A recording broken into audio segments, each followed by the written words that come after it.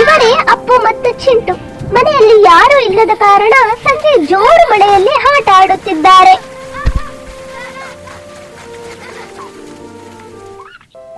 ಕೆಲಸದ ಸಲುವಾಗಿ ನಗರಕ್ಕೆ ಹೋಗಿದ ಅಜ್ಜಿಯು ಮನೆಗೆ ಹಿಂತಿರುಗುತ್ತಿದ್ದಾಳೆ.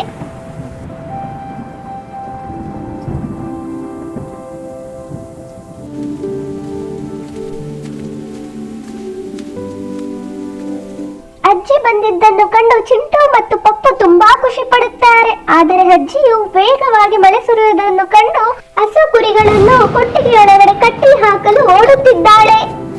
We must hurry. Yes, Grandma. The animals are getting wet and it's so dark. Stay clear. The rain is pouring down hard tonight. Don't worry, Grandma. The animals are safe. And the chicks are all here.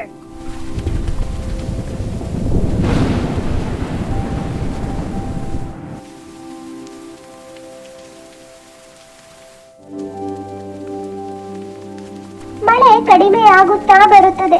Chintu ಮತ್ತು ಪಪ್ಪು ತಾತನಿಗಾಗಿ ಬಾಗಿಲಲ್ಲಿ ಕಾಯುತ್ತಿರುತ್ತಾರೆ. ತಾತ ಬರುತ್ತಾರೆ. Welcome home, my dears. Grandfather, it's raining so much. You are ತಾತ safe now. ಹೇಳುತ್ತಾರೆ, ಮಕ್ಕಳ ಮಳೆಯಲ್ಲಿ ನೆನೆಯಬಾರದು, ಜ್ವರ ಬರುತ್ತದೆ. ತಾತ ಅಜ್ಜಿಗೆ ಅಡಿಗೆ ಮಾಡಲು ಸಹಾಯ ಮಾಡುತ್ತಾರೆ.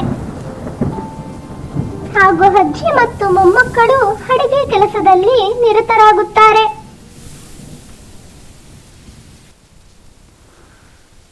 ಅಡಿಗೆ ತಯಾರಾದ ನಂತರ ಎಲ್ಲರೂ ಜೋರಾದ ಮಳೆಯ ಜೊತೆಯಲ್ಲೇ ಊಟವನ್ನು ಸವಿಯುತ್ತಾರೆ. This is delicious. I'm glad you like it. Grandma, more please. Me too, Grandma. ಇದ್ದಕ್ಕಿದ್ದಂತೆ ಕರೆಂಟ್ ಹೋಗಿಬಿಡುತ್ತದೆ. ಅಜ್ಜಿಯು ಲ್ಯಾಟಿನ್ ಅನ್ನು ತರಲು ಅಡಿಗೆ ಮನೆಗೆ ತೆರಳುತ್ತಾಳೆ.